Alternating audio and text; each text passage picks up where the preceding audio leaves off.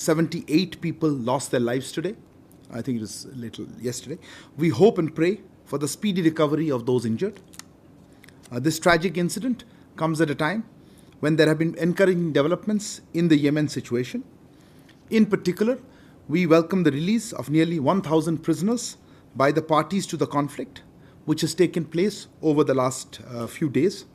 India hopes for an early establishment of peace, stability and security in Yemen.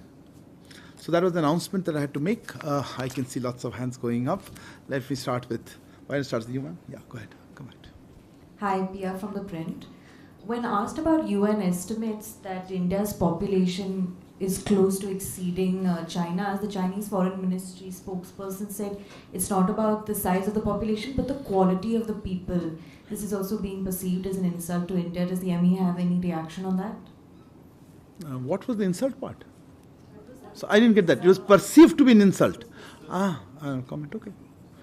Okay. Yeah. Yeah, go ahead. Why are you laughing? You are the next floor. Yeah, go ahead. Sir, Abhishek Jha from CNN News 18. Okay. My question is regarding this Sudan. If you could give us some information regarding how many Indians are in Sudan and how many of them have actually reached to MEA missions or officials for I think there'll be a lot of interest in Sudan. So why don't I take the questions on Sudan together? Who all have questions on Sudan?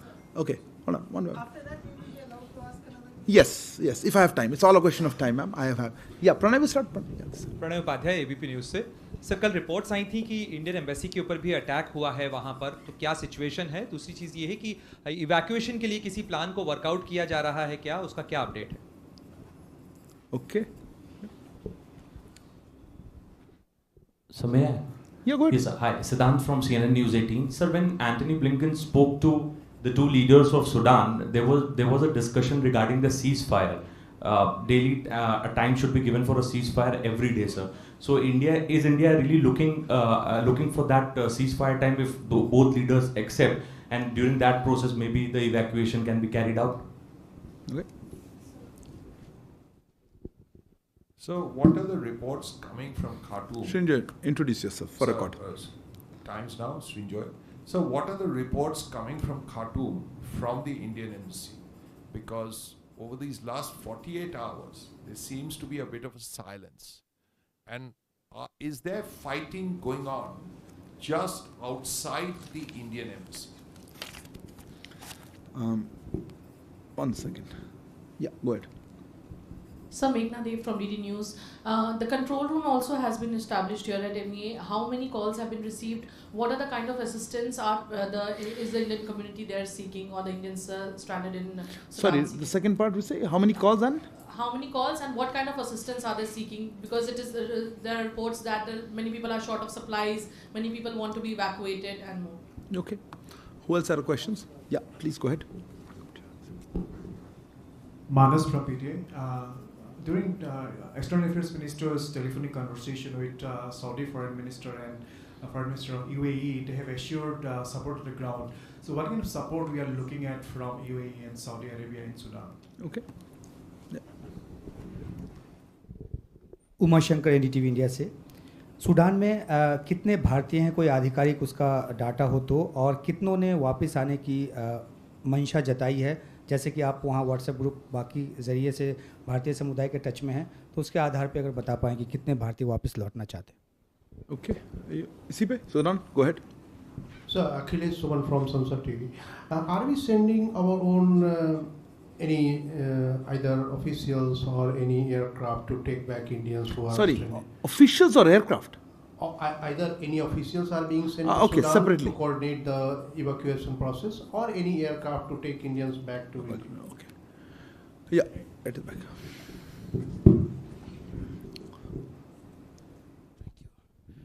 Reza from Hindustan Times.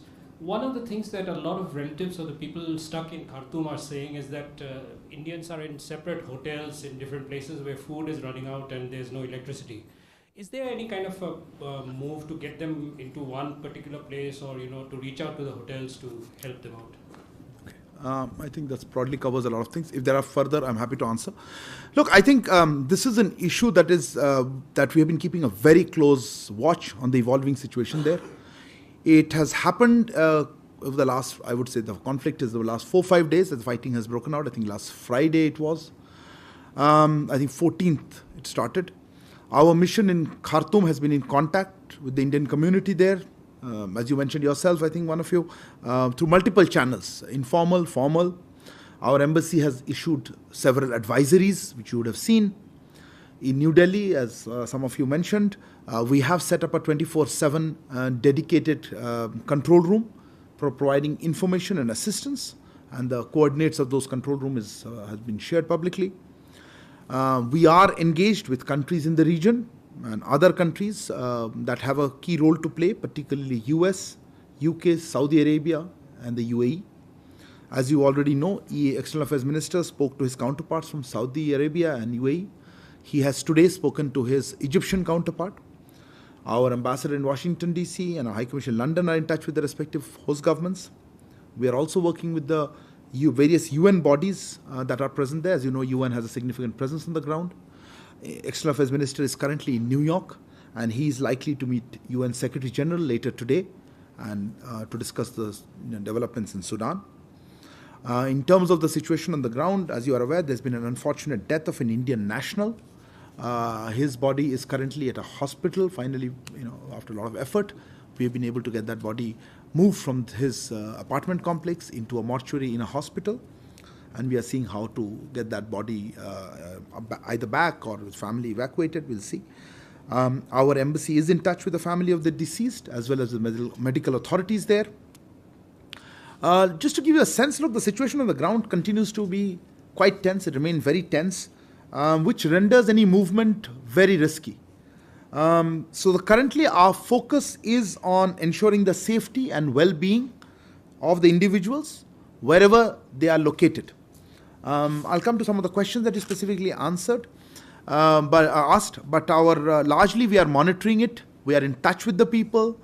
Let me emphasize that, look, we understand the difficulties people are facing. The situation on the ground, as I mentioned, is changing. It's quite fluid. There are incidents happening at various locations, and we are advising the community members who are reaching out. In fact, there are mechanisms. They have signed up to a form where they're giving all the details, so we have some sense of how many people are there. But again, the power is patchy, internet connectivity is patchy, so we're not sure yet how many finally will be there. Let me try to answer some of the specific questions that have been asked. Look, on the number of people, I think Abhishek, you had asked, and I think Umashankar ji आपने भी पूछा था. देखिए, जैसे External Affairs Minister had said, we don't want to get into the details how many and what locations for security reasons. Right now, that is something that would affect, we feel, that the security and safety of those people. I wanted to assure you that we are actually in touch with them. We are calling them. I see a lot of social media posts saying, oh, this group has not been contacted, or a certain set, person from this tribe or some. I assure you they have been contacted. Even as we came in, we had outreach. We are trying to reach out to them in their local languages, trying to reassure them that it is perhaps the best that they stay where they are or somewhere close by, because movement on the streets currently is unsafe. So that would be my response in terms of how many there. जैसा मैंने कहा, कितने लोग हैं, कहाँ हैं, ये अभी हम आपके साथ नहीं शेयर कर पा रहे हैं सिक्योरिटी रीजंस के लिए, पर हम सबसे संपर्क में हैं. There was a question regarding what kind of, I think Manas, you asked, UAE, Saudi Arabia, I mentioned that. Look, I think almost all countries and the citizens are having the same difficulty. The airport is non-operational. There is intense fighting going around in various parts of the country and in the city, particularly in Khartoum. And I think various countries are looking at options, how to get their citizens out, how to get their diplomatic personnel out. And we are obviously in close contact with them, whether through the capitals, through their embassies in Khartoum, as well as in New Delhi. The support is not specific, it depends. Some countries have some influence and information. Other countries perhaps could guide us in what measures they are taking. Perhaps we can pool resources. At this point, it's a bit premature, but we are in touch. Certainly, as I mentioned, UAE and Saudi Arabia are on that top of that list. Meena, you asked about the control room. Look, most of the calls, the contact is actually happening in Khartoum. However, there are people who are contacting here. So I wouldn't know the exact number, but at least 100 plus calls would have taken place in the less than 24 hours that this is, or a little more than 24 hours that this is operational. But I have to check the exact number. Many of them asking for their relatives, etc., where they are and what should they do. We are asking them if there's somebody who hasn't contacted our embassy, and let me reiterate that to people who may be watching this broadcast. If you are in Khartoum or you know of people in Sudan who have not yet reached out to the embassy, please do contact our control room or the numbers of the embassy so that you can be put on a list so that you know where you are and how we can render assistance to you. You had specific questions regarding from Srinjoy. You had asked about outside the Indian embassy. Look, the Indian embassy actually is located just opposite the airport, and that zone has seen a lot of fighting. There's been some shelling, etc. So I wouldn't be able to specifically comment on whether it has happened in the specifically outside the embassy, but yes, there are reports that in that zone where there are many embassies, there are attacks going on. There have been certainly gunfire and fights on the street. I don't understand what you said. There have been silence in terms of reports from Khartoum. We certainly are trying to be in contact. The focus currently is on contacting the stranded people and the affected people. And of course, today's briefing is part of sharing what we know and what our next steps are.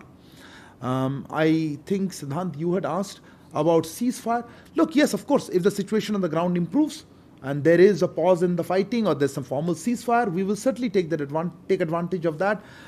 Primarily to first, I think, to get people together in safer areas, provide food stuff, provide water, those kind of things. But for the moment, it is still a pretty tense situation where there is not been too much of a respite from the fighting, although the intensity has been going up and down from time to time. I'll come back to a follow-up on that. Pranay, आपका प्रश्न था कि attack हुआ था embassy पर.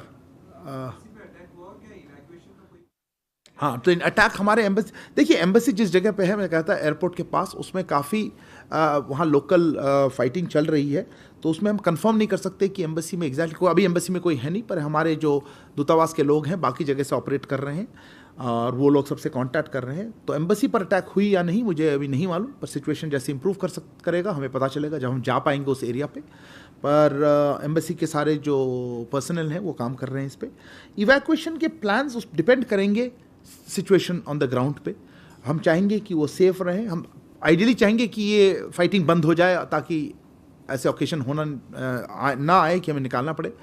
पर अगर हमें निकालना पड़े इंडियंस को, तो उसके लिए हमारे पास हमेशा कॉन्टीजेंसी प्लान्स रहते हैं और इस सिचुएशन में भी कुछ प्लान्स बन रहे हैं, हम रेडीनेस पे हैं. पर वो डिपेंड करेगा कि एयरपोर्ट कौन सा ऑपरेशनल है या रोड से कुछ कर सकें. ये अभी प्रीमेच्योर होगा कहना, डिपेंड वो सिक्योरिटी सिचुएशन पे डिपेंड करेगा. Akhilesh, you had asked about plans for sending officials on aircraft. Look, again, as I was mentioning to Pranay, that will all depend on the situation on the ground. I wanted to assure you that we are in readiness of taking multiple options. There are contingency plans. We are in close touch with our teams on the ground. But it all depends on how long there is a pause in the fighting or a ceasefire, where it is happening, what is available in terms of locations where we can safely take people away. I think that was related to Reza. You had asked a question regarding food and electricity, etc. Yes, there are issues of electricity. Parts of the city, we understand, have not had power for intermittently or for a few days. Food, I understand there is food, but look, street movement is difficult and shops aren't open, so that makes it much more difficult. We are trying to counsel, our embassy is trying to counsel groups or Indians how they can assist or they can find ways to get over this period. I won't be able to share with you specific details. That will depend on where exactly they are located and what are the local facilities available. I think you had another question largely on Khartoum, no? Or that I missed? No, yes, they're in different parts. Either they're hotels, some of them in housing. Remember, this happened very quickly, and I don't think people were able to find other options. But yes, we are in touch with them. Everybody is safe and sound. I wanted to emphasize that, look, our embassy has been really pushing in terms of trying to track down every Indian who's there, who's registered, trying to build a database of information, trying to counsel them, trying to tell them what should they do in terms of remaining safe. Our advice, let me reiterate again, is that at this point they need to be where they are and seek shelter where they are rather than trying to go somewhere else till the situation improves. And this is something obviously an evolving situation. We are monitoring it very closely, and we will certainly not only be in sharing with you, of course, the information, but on a more real time sharing that with the people who are in touch with the embassy, what happens, developments there. Let's hope for the best that the situation improves. And again, if any Indian national is not in touch with our embassy team and requires assistance, they're requested to contact our embassy or the control room in New Delhi. And hopefully our situation, we will see better situation in the next few days. But as of now, the situation remains tense. Is there anything related, any follow-up to the Sudan before? With the microphone, please. So the clarification is regarding, I heard you said that EAM is in New York. Yes. To discuss the situation in Sudan. Is it regarding that? Okay. What was the other question? Somebody else had a question? Yeah, Yashi? On Sudan, right? No, I'll come back to non-Sudan. You said something else other than Sudan. Sudan? Yeah. Reza, microphone. Neeraj, yours is also in Sudan? Yeah, sure. Just a quick clarification, Reza from Hindustan Times. Did you say that the embassy is not? I mean, is closed right now, and no, that officials are. I understand. Yeah. I will tell you. Okay. Same. No, maybe I should rephrase that. Look, it was a weekend on the Friday, I think, when the fighting started. So the embassy premises, nobody is living inside them. Obviously, the embassy is functioning. Embassy personnel are there. They are rendering all possible assistance that they can.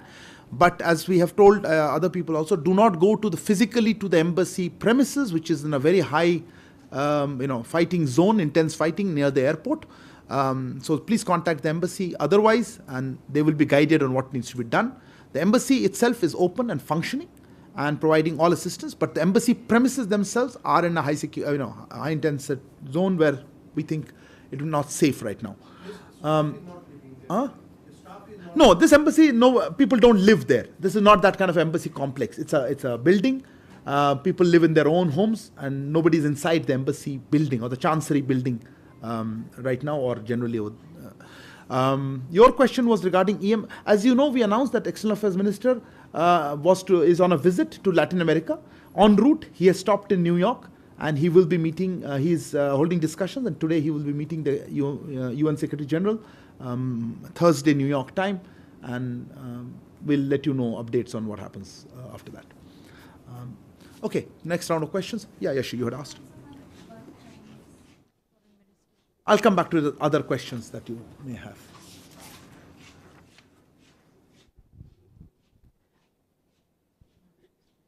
Shirley from the New Indian Express. There was a section of the media which said that, talked about charges that have been leveled against these 8 naval officers in Doha. And I'd like MEA's response. Also, when is the new... On what will you like MEA's response? On the report? On the report. Mm-hmm. And also, when is the new ambassador going to assume charge in Doha? Okay. Yeah, I'll take a few questions. I'll come back to next. कविता हूँ Haribhoomi newspaper से. Sir मेरा सवाल ये है कि अभी जो गोवा में एक्सटर्नल अफेयर्स मिनिस्टर्स का SCO जो मीट होने वाला है, उसमें पाकिस्तान के विदेश मंत्री भी भाग ले रहे हैं. तो उनकी तरफ से क्या कोई कंफर्मेशन MEA के पास आ गया है, ऑफिशियल कंफर्मेशन? और अगर मीटिंग में वो पार्टिसिपेट करते हैं पाकिस्तान के फॉरेन मिनिस्टर, तो उनकी हमारे विदेश मंत्री के साथ क्या कोई बायलैटरल मीटिंग भी साइडलाइन में हो सकती है? Okay. Neeraj, your question is done. Okay. Yeah, Ma, go ahead.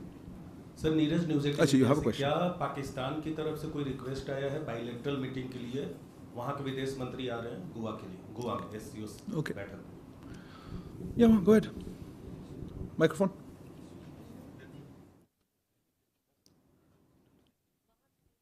Microphone's off.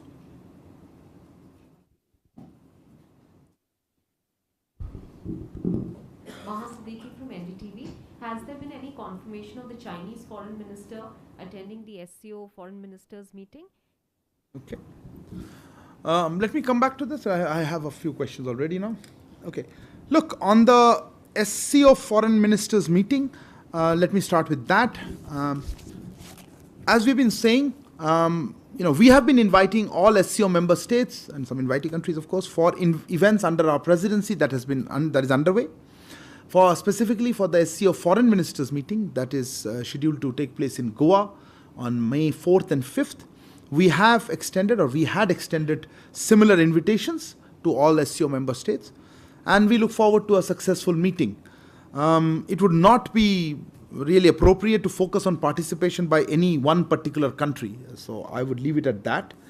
आपने पूछा था हिंदी में, मैं आपको वही कहना चाहूँगा कि देखिए एससीओ प्रेसिडेंसी के तहत हमने सारे एससीओ मेंबर स्टेट्स को इनविटेशन दिया था, न्योता दिया था इसके आने के लिए, और गोवा में ये मीटिंग है एससीओ फॉरेन मिनिस्टर्स मीटिंग 4 से 5 मई, और हम अपेक्षा करते हैं कि ये मीटिंग बहुत सक्सेसफुल रहेगी, पर किसी एक देश की भागीदारी पर ध्यान देना इतना उचित नहीं होगा. Regarding requests for bilateral meetings, look, I think it's premature. Let's see the full participation. Usually, External Affairs Minister does try to hold as many bilateral meetings as he can on the margins of such kind of multilateral meetings. You saw that on the occasion of the G20 Foreign Ministers meeting. But till such time as they are locked in, I don't think it would be correct for me to comment on that. Yashi, your question was regarding the detainees in Qatar. Look, on that one, as I have been mentioning, and we've been discussing this, the first hearing of the case was on 29th March. Next hearing is coming up on the May 3rd. As far as I'm aware, the charges have not been shared so far or conveyed so far. Our embassy has been facilitating regular visits of the family members. And of course, let me reiterate, we attach very high priority to the case, and we are working to ensure the release and repatriation of our nationals. I don't have any particular comment on speculative media reports. Maha, I think your question has got answered in that. Priya, your question was on the population. I wasn't really sure what you wanted me to comment on. Let me just say that this was the UN Population Fund report. We are aware of that report, which has recently come out. But if you're asking for specifically about the population count and other elements, I would have to refer you to the relevant agencies.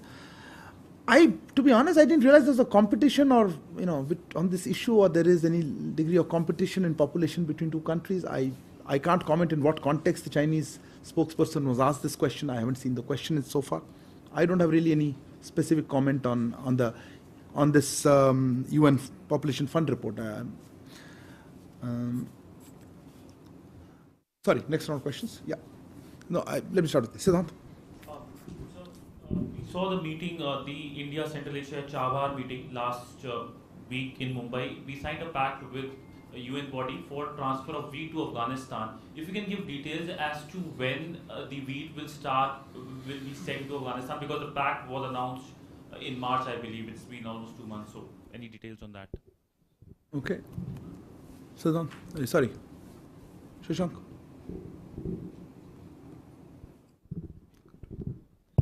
So Shashank Mattu with the Mint. So following up from a question last week, the External Affairs Minister came back from Mozambique. My question was energy security part of that conversation? Very specifically... You had a specific query last time, I remember. Yes, exactly. Okay. Yeah. Go ahead. Okay. Microphone.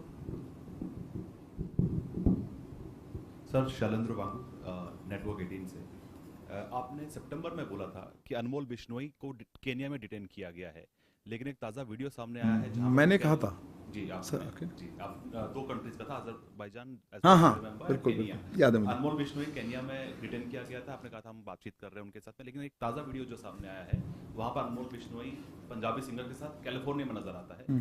तो ये कुछ जो सिद्धू मूसेवाला की family को ये बहुत hurt किया है इस बात को, ये पहुंचा कैसे? पहला सवाल ये सर। दूसरा ये जुड़ा हुआ सवाल है, अमृतपाल वाले केस में उनकी पत्नी को आज रोका गया लंदन जाने से, क्या उनके खिलाफ कोई एलओसी जारी किया गया है? You had a question? Yeah, go ahead. Microphones are missing today. Hi sir, Niranjan from Bloomberg. Any update that you could give us on the meeting of the Deputy Prime Minister from Russia and the External Affairs Minister? Was an insurance arrangement discussed? Investments, protect each other's investment. There's some kind of a protocol being talked about. If you could give us any protect. Detail. Yeah, that's what we heard. If you could give us any more details. I will come back to it. Any other questions? I have already 4 or 5. I'll take one more. Yeah, Huma, go ahead. I'll come back to you. Kallol, sorry, I missed you, Kallol. I'll come back. I'm Huma Siddiqui from the Financial Express. Microphone. Huma Siddiqui from the Financial Express. You said that you have already issued a press release on EM going to South America, and Central. So I just wanted to know, will the energy security be one of the major issues between when he goes to Colombia and to Guyana? Number one. Number two, there was a trade talks going on between India and SICA countries. If there is any update on that. Okay. You had a question, Siddhant, again? Yeah. Sir, Siddhant from CNN News 18. So my question is related to the fresh Henry Jackson report, which talks about the growing anti-Hindu sentiment in British schools. So is India going to take up this issue with Britain, and what is the official position of the government of India? Okay. Kalol. Kalol from The Hindu. My question is regarding the Indians held in Qatar. And reports today suggest that they have been accused of spying for Israel. I just answered this question. No, but I don't think that was raised. So I would like to know what's your response to the specific mention of Israel in this regard. Okay. Let me try to answer this. I'll come back. Unless it's a related question. You have something else? I'll come back and I'll have a quick last round. Okay. Siddhant, on your question, where's Siddhant? Oh, you're sitting here today. I apologize. You sent to sit right. Siddhant, look, yes, as you all know, we have been trying and we have been sending wheat to Afghanistan. I think we sent about 40,000 tons. This was a promise of another 10,000 tons of wheat there. I don't have a time frame yet in mind, in the sense that we always wanted to be sent at the earliest. But there are procedural issues, as you saw in the past when we sent 40,000 also. So as soon as I have an update in terms of when it could be sent, we'll share with you. For the moment, we are trying to work out the logistics of doing it, but it certainly is an indication of our interest in assisting humanitarian assistance to the people of Afghanistan. Shashank, you mentioned the question, energy security in particular, you had a project that was there. Look, the visit has taken place. We have put out what we are in a position to put out. I'm afraid I don't have anything further to share on that, but if I do, I will certainly come back to you. Shailendra ji, आपका प्रश्न था अनमोल बिश्नोई का. हमने भी वो video देखा था, एक story, I don't know video सच है या नहीं है. देखिए, मेरा जो स्टेटमेंट था उस समय का, वो उस समय का था, उस समय डिटेन किया गया था. उसके बाद एग्जैक्ट अपडेट उसके साथ क्या था, वो हिरासत में थे या नहीं थे, हम चेक करेंगे. हम इसमें पर मेरे पास अभी कोई अपडेट नहीं है उसके बारे में. बट सितंबर में वो डिटेन थे उस समय. उसके बाद क्या हुआ 6 महीने में, हम उसके बारे में चेक कर रहे हैं. अमृतपाल सिंह के वाइफ के बारे में कुछ एलओसी, बट ये फॉरेन पॉलिसी इशू नहीं है, वो हमारे मंत्रालय का नहीं है, मैं कुछ कह नहीं पाऊंगा इसमें. सुधी, you had mentioned about the visit of the recent visit of the deputy prime minister of look, I don't know what I can add to that. You would recall that during the visit, both ministers, that's External Affairs Minister and Deputy Prime Minister Manturov, addressed delegation of business leaders both countries. They also had talks, issues of market access, trade imbalance, the non-tariff barriers, logistics, payment mechanisms, etc. were discussed. I don't specifically recall whether insurance was covered or certainly protection or investments. Certainly promotion of investments and mechanisms is an element of that. EM had referred to all this, and he had a long statement that he delivered to the business community. We have made that public. To be honest, I don't have anything further to add to that specific query of yours. Huma, I'm hesitant to prejudge what EM will do, but yes, energy security is an important element, certainly in the context of Guyana, you heard, and perhaps even in Colombia. But whether it will be discussed and in what form it will be discussed, let's await the visit, let it get completed. Yes, similarly, there is, as we have mentioned in our press release, there is something about trade talks, or at least a conversation with SICA leadership there, and there is interest on both sides to deepen trade and investment ties with the region. EM, of course, is not the minister for trade negotiations, but yes, I think modalities of how we can bring our two countries together in terms of trade and investment would be on the agenda. But again, I would be very hesitant to prejudge the conversations. I think, Kallol, you asked about the same thing. As I said, I'm not going to comment on speculative media reports. I have put across our position very clearly on how we see the, the developments there and the legal process that is underway, and we are following it, and this is a priority for us, and we will continue to extend all assistance we can, both consular, legal, as well as with the families directly that we are in touch with. I think, Siddhant, your question was with a recent school report or something, right? I saw something on that. Yeah, sorry, I don't know. Let me say we have seen media reports. in this regard of a study conducted by a UK think tank. I'm not aware of any specific complaint by any Indian national to our High Commission. And let me reiterate and emphasize that India has always stood against discrimination in any form. So that's what I had to say on this. There are a few more questions. A couple of people had questions. Neeraj? Yeah. Oh, sorry. Sandeep, right at the back. Sir, this is a counselor question. I'm Sandeep Dixit from the Tribune. Thank you.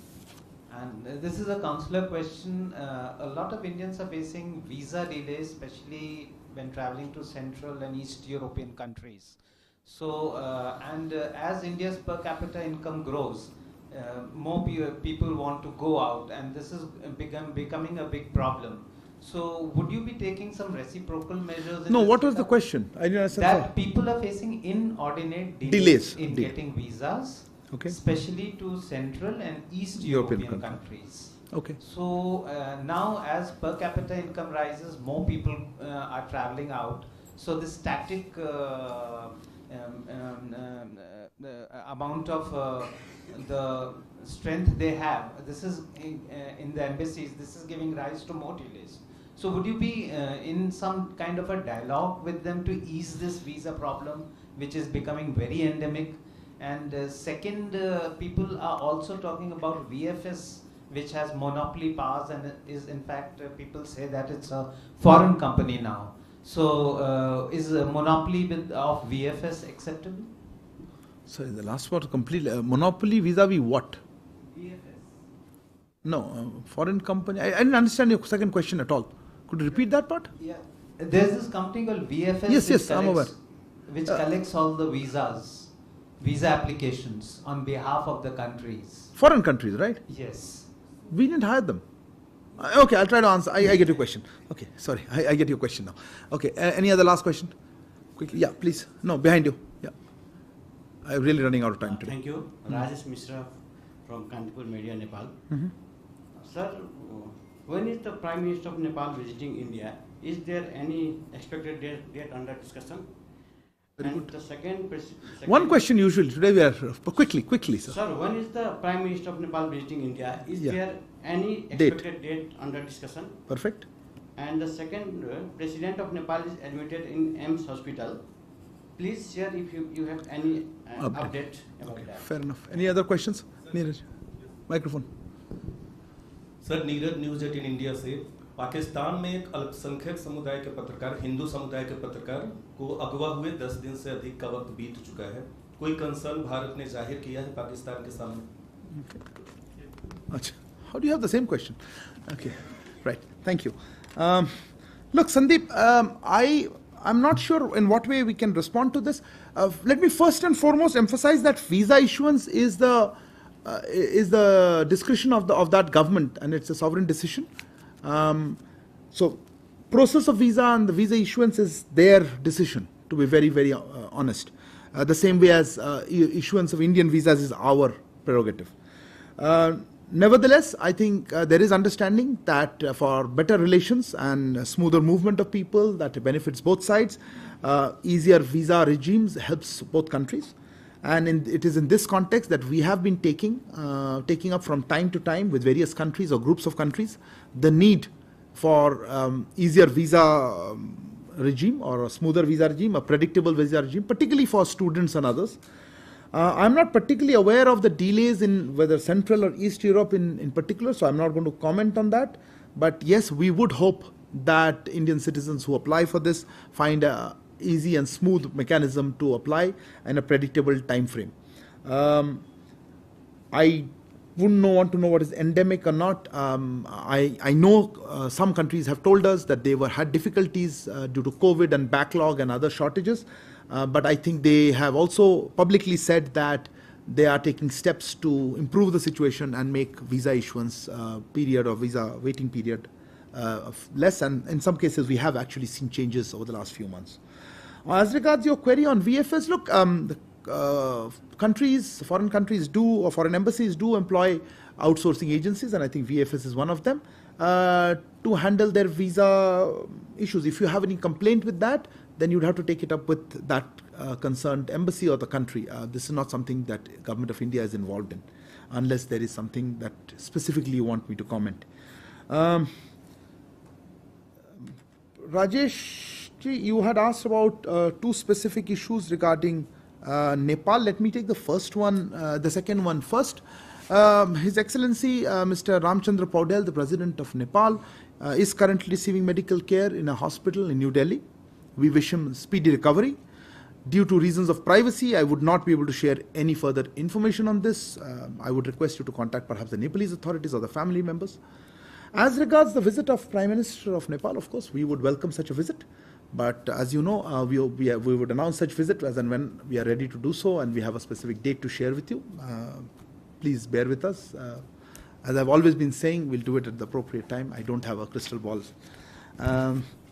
Neeraj, आपका प्रश्न नीरज के था ना, आपका प्रश्न था अब I think एक केस था जिसमें पाकिस्तान में एक जर्नलिस्ट मिसिंग है कुछ दिनों से, वही वाले केस की पूछ रहे हैं. देखिए, इसके बारे में हमने पहले भी कुछ कहा था कि जिस तरह से अल्पसंख्यकों को ट्रीट किया जाता है पाकिस्तान में, ये सबको मालूम है, वेल डॉक्यूमेंटेड है. और पत्रकार और सिविल सोसाइटी एक्टिविस्ट की एनफोर्स्ड डिसअपियरेंस की समस्या भी वहाँ वेल नोन है. मैं ये कहना चाहूँगा कि पाकिस्तान के अल्पसंख्यक समुदाय के लगातार निशाना बनाए जाने से हम पाकिस्तानी सरकार के साथ अपनी गंभीर चिंता दर्ज करना जारी रखेंगे. हम कंसर्न अथॉरिटीज़, पाकिस्तान के कंसर्न अथॉरिटीज़ से मामले की गंभीरता से जांच करने और जिम्मेदार लोगों के खिलाफ कड़ी कार्रवाई करने की मांग करते रहते हैं. I think I will stop that. Thank you very much. Good afternoon.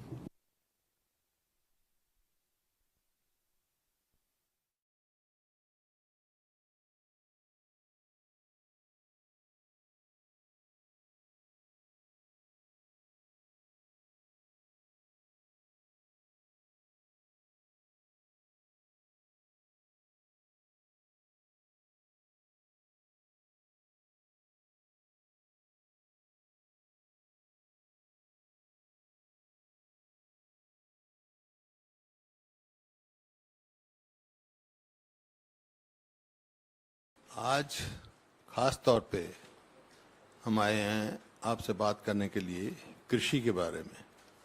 आज पूरे देश में कृषि और कृषक, एग्रीकल्चर एंड फार्मर्स संकट में हैं, दे आर इन डिस्ट्रेस. जो इस सरकार ने, मौजूदा सरकार ने एक सपना दिखाया था, एक वायदा किया था कि 2022 तक हम कृषि की आमदनी डबल कर देंगे, तो आमदनी तो डबल नहीं हुई किसान की, बल्कि कर्जा कई गुना बढ़ गया. जो 2014 में, आई will be giving you details, ये आज इंडेप्टनेस कितनी है और एमएसपी भी नहीं मिल रही है. डिस्ट्रेस सेल में किसान को जाना पड़ रहा है हर एक उसमें. I will be talking to on each subject. आपके इसमें जो एक फ्लैग शिप इनका था प्रोग्राम, प्रधानमंत्री बीमा योजना, वो it is prove to be utter failure. वो किसान के हक में ना होकर जो प्राइवेट कंपनीज हैं, कॉरपोरेट्स के लिए एक प्रॉफिट मेकिंग धंधा बन गया. तो उसका भी मैं बताऊंगा. फिर आपका जो मनरेगा है, मनरेगा का भी अलॉटमेंट उन्होंने कम किया है. इसी प्रकार से जो किसान को सबसे मार पड़ती है वो चेंज ऑफ क्लाइमेट से पड़ती है. और जैसे अनसीजनल बारिश हुई है, इससे पड़ी है, तो चेंज ऑफ क्लाइमेट्स की आगे भी पड़ेगी. तो उसके लिए गवर्नमेंट को नीति बनानी चाहिए. वो अभी उस तरफ हम उस डायरेक्शन में नहीं जा रहे हैं. These are the main points मैं आपको बताना चाहता था. क्योंकि जैसा कृषि जो है, जैसे स्वामीनाथन ने कहा था, if agriculture goes wrong nothing else will have a chance to go right. Pandit Jawaharlal Nehru भी कहा था, everything and wait but not agriculture. तो ये आज जो है संकट में है. आप ये देखिए, पहले तो इनके जो बजट एलोकेशंस है उसके बारे में I just go through it कि प्रधानमंत्री फसल बीमा योजना जो है वो भी 15,500 करोड़ से रिड्यूस करके 13,625 करोड़ कर दिया इन्होंने। और एक जो प्रधानमंत्री किसान सम्मान निधि जो थी, it has been also reduced from 68,000 crore to 60,000 crore. इसी प्रकार से मनरेगा की सपोर्ट जो है 73,000 करोड़ से रिड्यूस कर दी है 60,000 करोड़। तो फूड फर्टिलाइजर एंड जो पेट्रोलियम सब्सिडीज थी वो भी जो है 5.2 लाख करोड़ से 3.7 लाख करोड़ लेके आ गए इस बजट में। Reduction of 50,000 crore in fertiliser subsidy only. Urea subsidy reduced 1.54 lakh crore, revise estimate में 22-23 में ये 1.31 लाख करोड़ आ गई है। इसी प्रकार से फूड सब्सिडीज जो है 2.87 लाख करोड़ से 1.97 लाख करोड़ आ गई है। दिस विल इसी ब्रिंग डाउन ओवरऑल प्रोडक्शन पे फर्क पड़ेगा, फूड प्रोडक्शन पे इसका। Food subsidy to FCI brought down to 2.14 lakh crore, in a revised estimate it is 1.37 lakh crore. So food subsidy under Food Security Act वो 72,000 करोड़ से जो है 59,793 करोड़ हो गया। मार्केट इंटरवेंशन लोकेशन जो थी 1,500 करोड़ से it has been reduce to 1 lakh only. So इस प्रकार से जो आशा था उसका भी, और जो एक फ्लैक्स स्कीम लेके आए थे 2016 के बजट में, 17 के बजट में, that is top tomato, onion, potato, उनकी प्रोडक्शन के लिए 500 करोड़ रुपया अलॉट भी किया था। इस बजट में कुछ अलॉट नहीं किया, और उसकी क्या पोजीशन है वो भी मैं बात बताऊंगा। Where is the potato is there, where is tomato, even capsicum. जो डाइवर्सिफिकेशन की बात कर रहे थे, तो जो कहते थे ग्रीन रेवोल्यूशन को परमानेंट ग्रीन रेवोल्यूशन लेके आएंगे, तो इस स्थिति में है। तो I take up first MSP। MSP जब ये किसानों का एजिटेशन चल रहा था तो उन्हें प्रॉमिस किया था दिस NDA गवर्नमेंट कि भी हम लीगल गारंटी देने के लिए दे कॉन्स्टिट्यूटेड ए कमेटी इन जुलाई 2022, और अब तक उसके टर्म्स ऑफ रेफरेंस जो हैं वो बिल्कुल वेग हैं, और इसका नतीजा ये हो रहा है MSP कहीं मिल नहीं रही है। जैसे आपने मस्टर्ड में देखा, मस्टर्ड में नहीं मिली। मैं तो हरियाणा की बात करता हूँ, हर जगह यही है। मस्टर्ड में MSP जो है 5450 है, लेकिन वो घटकर 4,4500 रुपये तक लोगों को बेचना पड़ा है। इसी प्रकार से जो अब वीट का है, वीट का जो MSP भी नहीं मिल रहा, बल्कि जो FCI के खरीद की करते हैं उन्होंने वैल्यू कट स्कीम बता दी। वहाँ पे वैल्यू कट करते हैं भाई। अब ये जो अनसीजनल रेन हुआ है उसमें जो कहीं लस्टर लॉस हो गया, किसी भी इतना वैल्यू कट करेगा, इफ लस्टर लॉस इतने % है, स्क्वीज हो गया दाना तो उस पर वैल्यू कट होगी, और टूटा हुआ दाना है तो उस पर वैल्यू कट होगी। इस तरह करके किसान को MSP नहीं, और उसकी खरीद भी पूरी नहीं हो रही, लिफ्टिंग नहीं हो रही। आज डिस्ट्रेस में है किसान पूरी तरह से। तो इसी वास्ते मैंने कहा, जब ऐसी कभी स्थिति आती थी, पहले स्टेट गवर्नमेंट्स बोनस दे देती थी, अब स्टेट गवर्नमेंट तो बोनस देती नहीं। Now central government should give bonus of 500 rupees per quintal advance should declare, ताकि किसान को मिल सके। क्योंकि MSP इन्होंने बढ़ाया नहीं। जैसे you take example of MSP increase इनके टाइम में क्या हुआ, NDA 2 में इंक्रीज जो हुआ वीट में, पैडी में, इट वाज 6% पर एनम, पर UPA में इट वाज 12.6% पर एनम। इसी प्रकार से वीट में NDA में इट इज 5.5 पर एनम, और यूपीए के टाइम में it was 12.2 per annum increase. इसी प्रकार अरहर जो इसकी में था 5.8% पर एनम और यूपीए के टाइम में इट वाज 21.6 पर एनम। इसी प्रकार से आपका मूंग की दाल जो है उसका एनडीए के टाइम में 5.8% और यूपीए के टाइम में 22.8% इंक्रीज हुआ और इट हैज रिजल्टेड कि आज daily income of farmer has come down to ₹27 per day. Income of farmer in India it is ₹27 per day और इसमें आप देखें कुल इनकम है उसकी 27। ये पूरे आया हुआ आर्टिकल इसमें I'll show you 27 if you ask me question I'll show you ₹27 per day income है। और जो डाइवर्सिफिकेशन नेसेसरी है जो करना चाहिए, ग्रीन रेवोल्यूशन जब स्टार्ट हुआ था 60s में, इसको एवरग्रीन रेवोल्यूशन बनाने के लिए इन्होंने दे स्टार्टेड टॉप स्कीम जो मैंने कहा है पोटैटो। आज tomato is selling at the rate of 7 पर केजी, ₹7 पर केजी। आप देखें वहाँ मध्य प्रदेश में लोगों ने छोड़ दिया, ट्रांसपोर्टेशन उससे ज़्यादा बनते हैं। Cost of tomato is much more higher, उसको अपनी कॉस्ट भी नहीं मिल रही है। इसी प्रकार से पोटैटो जो कि आई वेंट टू मंडी इन कुरुक्षेत्र लाडवा मंडी, वहाँ पीपली, तो वह 50 पैसे पर किलो किसान का पोटैटो बिका है, जबकि उसकी खुद की जो investment cost of investment is 5 to 7 rupees per KG.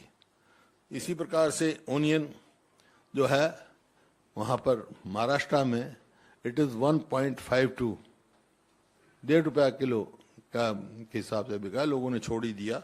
अब ये पंजाब में आप कल ही देखा आपने कैप्सिकम ₹1 किलो बिकी है। तो किसान को तो चाहे वो आपका ग्रेन हो चाहे वेजिटेबल हो जो कि डाइवर्सिफिकेशन हो गया होता है, तो आज ये दिस इज वो किसान की स्थिति है। जहाँ तक एमएसपी का सवाल है, तो हमने जो रायपुर में हमने इट वाज रिजॉल्व्ड कि if Congress government forms comes, बोल तो इस गवर्नमेंट को चाहिए जो वायदा किया है किसानों से, एमएसपी को लीगल एंटिटी हम देंगे, legal enforceable right of the farmers, और purchase of agriculture produce below MSP be made punishable in law. That is the only way out. Or MSP should be calculated on the basis of C2 cost plus 50% of profit, suggested by Swaminathan, even by committee which was headed by me to make agriculture sustainable income. तो ये है। तो और तो मतलब उसमें कई चीज़ें हैं, लेकिन जो इस टाइम कवरेज है एमएसपी की, it should be all crops should be covered in MSP. That is the only, whether it is ginger, garlic, turmeric, chilli etcetera, they should be MSP. Then I come to प्रधानमंत्री बीमा योजना। उसका premium कटता है, farmer भी देता है, state भी अपना शेयर देती है, गवर्नमेंट भी अब देती है। अब 16 से लेकर अब तक जो है जो नेट रिजल्ट निकला है, that is 40,000 crore has been earn by corporates companies. यहाँ पर तो फार्मर्स को तो कुछ मिलता ही नहीं है। 2 एकड़ जमीन का 200 रुपये मिला, मेरे पास है वो हमारे यहाँ। इसी प्रकार से इसी वास्ते हमने कहा है, और बजट एलोकेशन जो है फसल बीमा योजना हैज बीन रिड्यूस्ड, जैसे मैंने कहा 15,500 से 13,625 करोड़ इन्होंने कर दिया। That is why Punjab never joined it. After that even Bihar, West Bengal, Gujarat was one of the first state जिन्होंने अपने को इसके ऑप्ट आउट किया था इस स्कीम से। और जो एकड़ थी डिक्लाइंड, जो शुरू में जमीनों शुरू का 4.74 लाख एकड़ जो है वो कवर्ड थी बाय दिस योजना. Now it has been reduced to 3.87 lakh hectares, sorry not एकड़, हेक्टर्स. और average claim realisation to premium is only 12%. So rabi crop and ये करके हॉर्टिकल्चर का इनका जितना लेते हैं, दैट इज वाई बोनस मैंने कहा इसको मिलना चाहिए हमारे को. This has prove to be total failure. It has resulted in profit making by corporates, insurance companies. तो अगर Congress, what Congress proposes, that should be public sector companies only should be there. No corporate or private companies should be. Insurance company जो है crop insurance हो, और revolving fund रखा जाए so that he can make up the loss. So farmer gets its compensation due time. अब जैसे कहा इन्होंने कहा डबल इनकम करेंगे हम, तो व्हाट इन 2014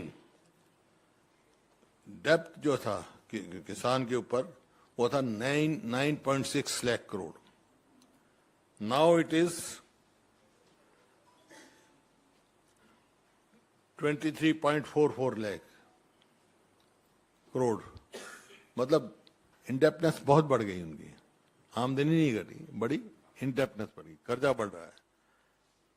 जबकि जो कांग्रेस की गवर्नमेंट थी, चाहे उस टाइम मध्य प्रदेश की थी, चाहे आपकी पंजाब की थी, छत्तीसगढ़ की थी, इन्होंने वेव किया. But this government has not waived anything. UPA government ने भी 72,000 करोड़ वेव किया था लोन फार्मर्स का.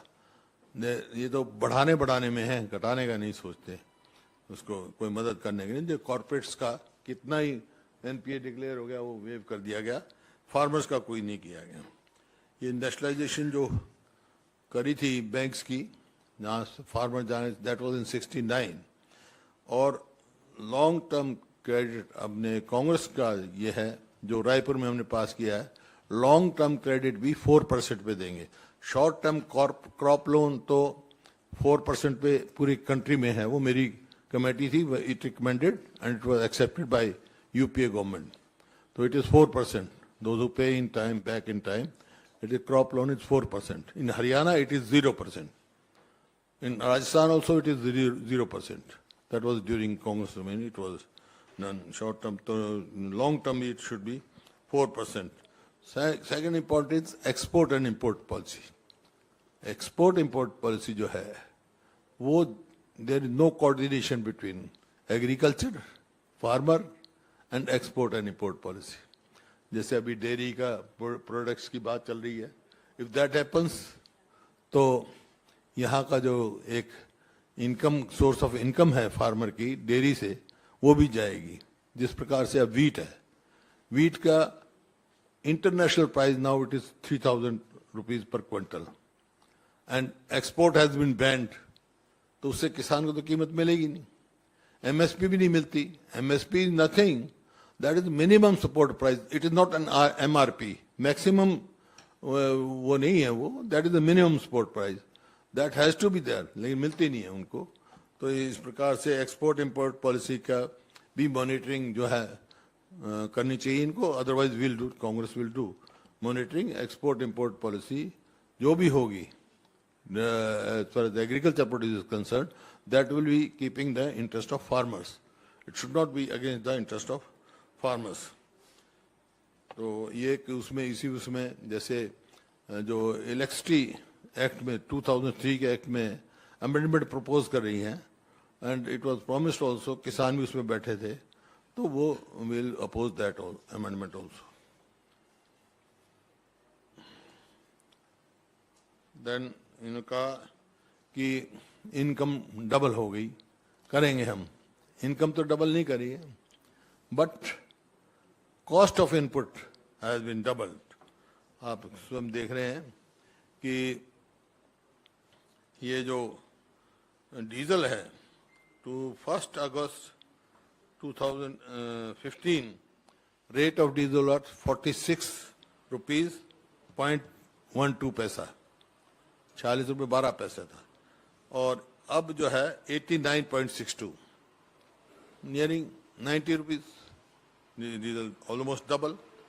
जबकि क्रूड ऑयल जो है वो 106.85 पर बैरल से लेकर 82.3 आ गया, मतलब रिडक्शन 23% हुआ है क्रूड ऑयल में, और इनका जो डीजल का 62% इंक्रीज हुआ है कॉस्ट में, 62%। इसी तरह जो फर्टिलाइजर है, डीएपी में इंक्रीज जो हुआ है आफ्टर दिस गवर्नमेंट केम, तो इट इज 195% इंक्रीज, मतलब जो बैग था 2014 में 467 रुपए का, 467, नाउ इट इज कॉस्टिंग 1377, तो 195% इंक्रीज हुआ। इस तरह एमओपी म्यूरेट ऑफ पोटास जो है उसमें 60% हुआ, जो बैग 222 रुपए का था वह 1680 रुपए का है।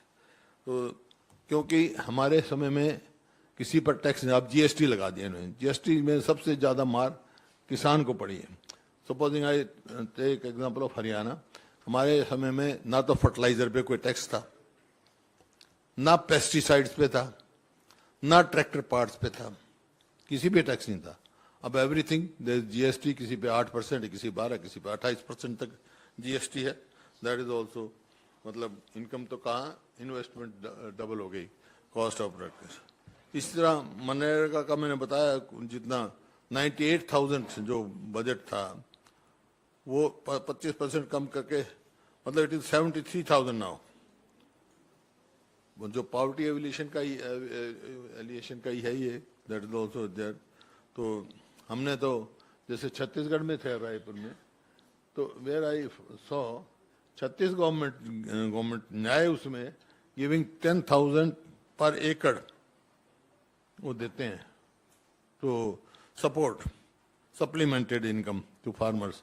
तो उसी प्रकार से Congress will also give that supplemented, otherwise there no effect of climate change. मैंने बताया आपको 122 ईयर्स कितना पड़ गया, आगे और होगा 1.5 to 4.5 डिग्री चेंजेस आएगा नेक्स्ट 100 ईयर्स में।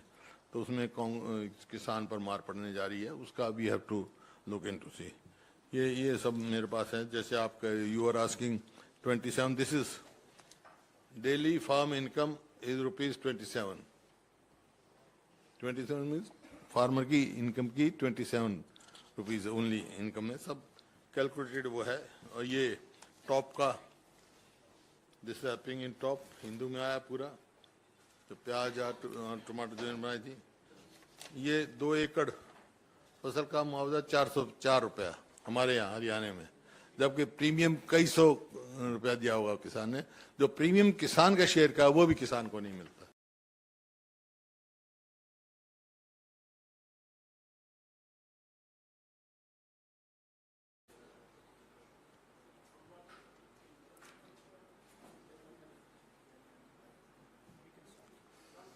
करें शुरू। दोस्तों, जैसे कि हमेशा करते हैं, हिंदी में, इंग्लिश में, थोड़ा सब्र करें आप, उसके बाद प्रश्न उत्तर करेंगे। दोस्तों, ये दुर्भाग्यपूर्ण है कि आज एक निर्णय आया है, कन्विक्शन को निलंबित नहीं किया गया है। ये सभी जो मूलभूत आधार हैं कानून के इस क्षेत्र के, उनके अनुसार ये गलत है। एक गलत निर्णय को अफर्म किया गया है, वो गलत है। हमारे पास जितने भी कानूनी विकल्प हैं, प्राथमिक जिसमें है उच्च न्यायालय की तरफ जाना, उसके अधिकार क्षेत्र का हम उपयोग करेंगे, निकट भविष्य में करेंगे। इसमें तिथि देना आवश्यक नहीं है, लेकिन हमारे सभी अधिकार क्षेत्र जल्द से जल्द इस्तेमाल किए जाएंगे। आप जानते हैं कि हमारे जो संवैधानिक न्यायालय हैं, जो उच्च न्यायालय भी आता है, जिसमें उच्चतम न्यायालय भी आता है, उनके पास व्यापक ऐसे पावर्स हैं जिनके अंतर्गत ये जो गलत कारणों से गलत कानूनी आधार पर दो निर्णय आए हैं उनको चुनौती दी जाएगी और हमें आशा और विश्वास है कि जल्द से जल्द ये सही की जाएगी, गलती को ठीक किया जाएगा न्यायिक कानूनी रूप से। जहां तक श्री राहुल गांधी जी के वक्तव्य का सवाल है, सब जानते हैं कि वो एक लाइन किस संदर्भ किस परिप्रेक्ष्य में कही गई थी, किस प्रकार से उसको तोड़ फोड़ कर एक नई आयाम दिया गया है जो बिल्कुल सीधा देखने पे भी झूठा और बेमानी दिखता है। जो कारण दिए गए हैं इस निर्णय में वो बिल्कुल संदिग्ध हैं, गलत हैं, कानूनी रूप से मैं कह रहा हूं। और जो बार बार ओबीसी के विषय में टिप्पणियां की जा रही हैं उनका उल्टा असर अब हो रहा है। सभी लोग समझते हैं कि ओबीसी समुदाय के लोगों ने ये समझ लिया है कि मोदी जी और सत्तारूढ़ बीजेपी किस प्रकार से उनके नाम का दुरुपयोग कर रहे हैं, उनके नाम को भुनाने का प्रयत्न कर रहे हैं राजनीतिक रूप से।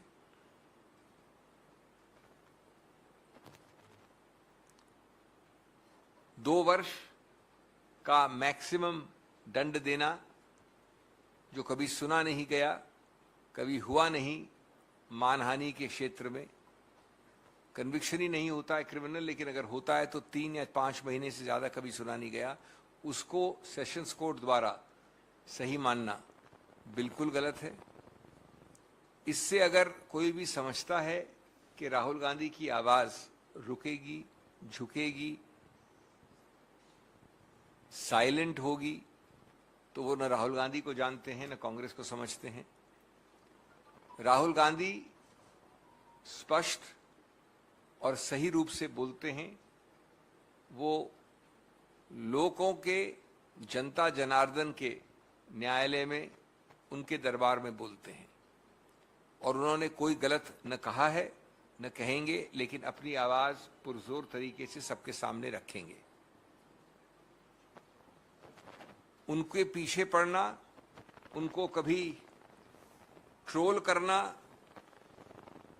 उनके संसद में बोलने से पहले प्री कंडीशंस रखना, संसद को सत्तारूढ़ पार्टी द्वारा अवरुद्ध करना, उनकी सदस्यता पे प्रश्न चिन्ह लगाना, उनको प्रिविलेजेस कमेटी से डराना धमकाना, इस किसी से कुछ फर्क न पड़ा है न पड़ेगा, न राहुल गांधी को न कांग्रेस पार्टी को। जो उनके कानूनी अधिकार क्षेत्र हैं, संवैधानिक अधिकार क्षेत्र हैं, उन सब का वो प्रयोग करते रहेंगे। और इस जरिए जो चिंता दिखा रहे हैं माननीय मोदी जी, बीजेपी सरकार, सत्तारूढ़ पार्टी, वो सिर्फ एक चीज दिखा रहे हैं, वो चिंता व्यक्त कर रहे हैं, घबराहट और बौखलाहट व्यक्त कर रहे हैं इस प्रकार के हथकंडों से, न कि राहुल गांधी के जनहित में पूछे गए इतने सारे अलग अलग प्रश्नों का उत्तर देना, भ्रष्टाचार से संबंधित बहुत पैनी दृष्टि से पूछे गए प्रश्न इत्यादि। अब मैं 2-4 मिनट लूंगा आपके साथ में, तकनीकी नहीं होना चाहता, लेकिन आपको एक छोटा सा एक झांकी देना चाहता हूं कि किस प्रकार से पढ़ने दिखने में भी ये निर्णय गलत लगता है जो आज आया है। और मैं जानता हूं कि मैं जनता से बात कर रहा हूं, आपके जरिए जर्नलिस्ट से बात कर रहा हूं, मैं कोई कानून की बहस नहीं कर रहा, लेकिन जब निर्णय आता है तो निर्णय में आवश्यक हो जाता है कि कुछ तो कुछ डिटेल में जाया जाए। अगर आप कुछ 3-4 पैरास देखें शुरू के, तो विचित्रता इस केस में एक बड़ी अजीब है। केस के बाद केस, यानी पुराने निर्णय लिखे गए हैं, साइट किए गए हैं, जो पढ़ने से भी मालूम पड़ता है कि गलत साइट किए गए हैं, जो लागू नहीं होते या लागू हमारे पक्ष में होते हैं, यानी राहुल गांधी के पक्ष में, या अनुपयुक्त हैं, उनका दुरुपयोग या इस्तेमाल किया गया है निर्णय पे आने के लिए। मैं उदाहरण दूं कुछ आपको। एक पन्ने 4 पे, मैं डिटेल में नहीं जाना चाहता, केस साइट किया गया है और इन सब केसेस में सिलेक्टिवली, आंशिक रूप से कोटेशन दिए गए हैं, व्यापकता नहीं देखी गई है। एक सरीन का केस उच्चतम न्यायालय का साइट किया है, माननीय न्यायाधीश जी जिनका निर्णय आज आया है, और उसमें ये लिखा है, if so the legal position can be laid down that when conviction is on a corruption charge against a public servant, the court should not suspend the order of conviction. अब ये अंडरलाइन किया गया है ये माननीय sessions जज द्वारा underline किया गया है, सिर्फ इन्हीं हिस्सों पे रिलाई किया गया है। क्या ये करप्शन चार्ज का केस था? राहुल गांधी करप्शन चार्ज पे संदिग्ध हैं या अभियुक्त हैं? दूसरा उदाहरण दिया नवजोत सिंह सिद्धू का। याद रहे, वैसे नवजोत सिंह सिद्धू के केस में मर्डर चार्ज था या मैनस्लॉटर चार्ज था, उसको अंडरलाइन किया गया। मैं सिर्फ अंडरलाइन पोर्शन पढ़ रहा हूं निर्णय के, और ये अंडरलाइनिंग मेरी नहीं, प्रिंटर की नहीं, माननीय न्यायाधीश की है। दूसरा, जब आप नवजोत सिंह सिद्धू का साइट करते हैं अंडरलाइन करके, तो ये सेंटेंस जो आपने अंडरलाइन किया है, क्या कहता है? But the person seeking stay of conviction should specifically draw the attention of the appellate court to the consequences that may arise if the conviction is not stayed. Rahul Gandhi ने क्या किया था? यही तो बताया था कि परिणाम कितने सीरियस हैं कि मेरे को जो मानव अधिकार है पार्लियामेंट के अंदर बोलने का या रहने का, वो निलंबित हो जाएगा। और याद रहे कि यही कॉन्सिक्वेंसेज एक मर्डर चार्ज में 2007 में माननीय सिद्धू साहब ने उच्चतम न्यायालय को बताया, उन्होंने सस्पेंड कर दिया कन्विक्शन मर्डर चार्ज में। इसको साइट करते हैं माननीय न्यायाधीश, अंडरलाइन करते हैं, लेकिन मेरे विरुद्ध लागू करते हैं। ये आपको पारदर्शी लिखित रूप से आम आदमी को समझने वाली गलतियां बता रहा हूं, मैं कोई कानूनी दलील नहीं कर रहा। तीसरा केस साइट किया है रविकांत पाटिल का, अंडरलाइन किया है, वही कहा है should draw the attention of the appellate court to the consequences that may arise if conviction is not stayed. ये इसलिए लिखा जाता है सेंटेंस कि जहां पर कोई आदमी निलंबित हो जाए, सस्पेंड हो जाए असेंबली से या पार्लियामेंट से, तो ये परिणाम आप लाइए सामने, हम सस्पेंड कर देंगे कन्विक्शन। इसको साइड किया गया मेरे विरुद्ध। ये तो मजाकिया गलती होगी और इसको हम उच्च न्यायालय में बिल्कुल सामने रखेंगे। एक चौथा केस श्याम नारायण पांडे साइड किया गया, आपके पन्ने 6 में होना चाहिए अगर आपके पास कॉपी है तो। उसमें लिखा है similar, if the convict is involved in crimes which are so outrageous, then it would have serious impact on the public perception of the integrity of the institution, then it should not be stayed. Criminal मानहानि so outrageous, इसको तो terrorism जैसी बात कर रहे हैं या खून खराबे की बात कर रहे हैं। मानहानि का चार्ज है जो अभी मानहानि के लेवल पे है। इस प्रकार के कई ऐसे और उदाहरण हैं जो दिखाता है कि प्राथमिक सिर्फ देखने से भी निर्णय संदिग्ध है, गलत है कानूनी रूप से, जिसका आधार नहीं है।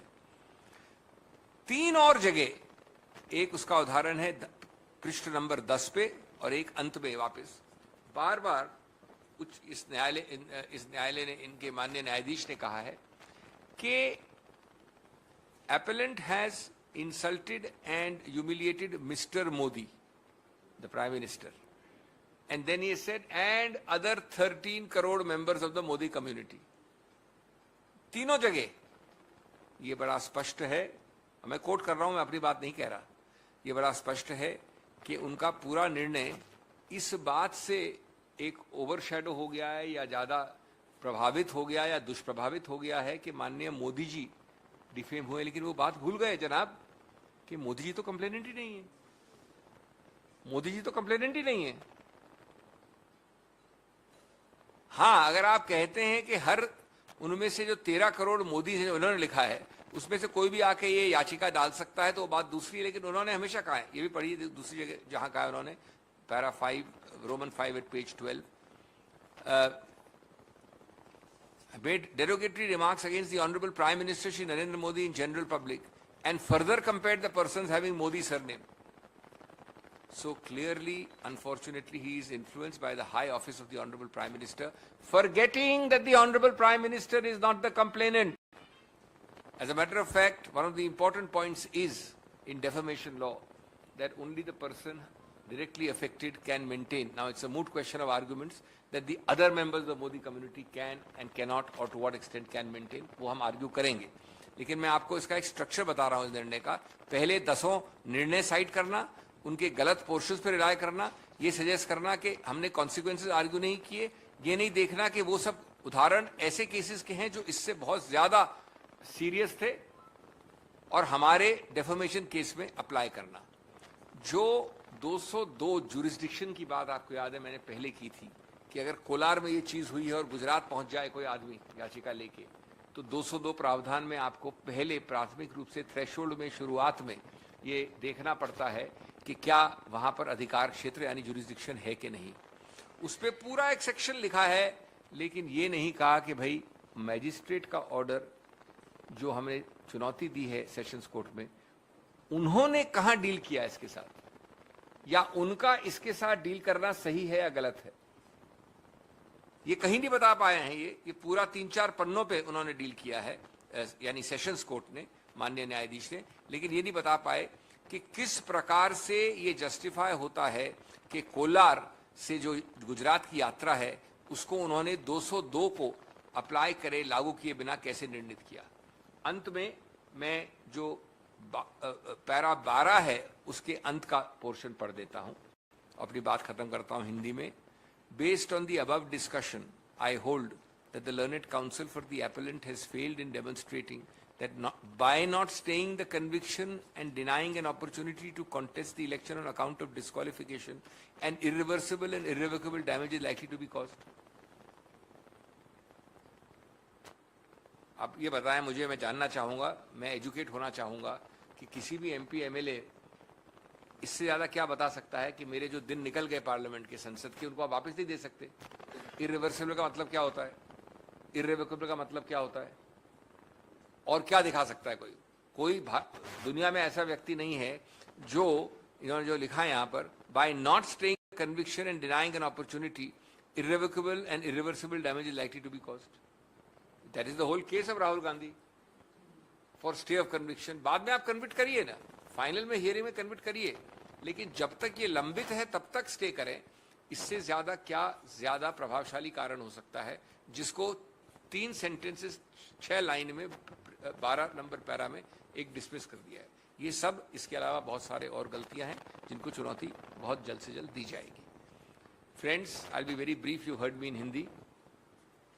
The point is simple in that a most unfortunate and unsustainable legal decision of the magistrate has been upheld in a even more unsustainable and erroneous judgment of the Sessions Court given today. The conviction has been upheld contrary to all basic and elementary principles of law, some of which I will briefly mention. But before that, let me assure you that the judgment will be challenged in accordance with law in the very near future. I am not required to give deadlines and dates. It will be challenged in the Honorable High Court. We are confident that superior courts with constitutional power of judicial review, namely the High Court and the Supreme Court, have the power and will set right these legal errors found in these 2 judgments. We are clear that the judgment is devoid of valid, sustainable legal reasoning. The one sentence, one line remark of Rahul Gandhi in a 2.5 odd page speech has been from inception distorted completely out of recognition to serve the narrow ends of motivated complainants.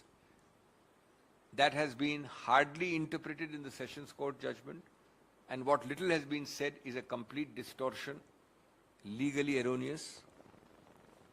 The BJP's speed and zeal to act after the original magistrate order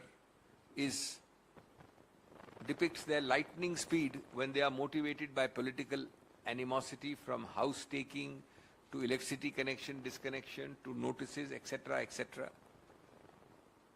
Their completely misleading and misplaced statements about the OBC community have backfired on them, and the whole community and the whole of India now sees the BJP as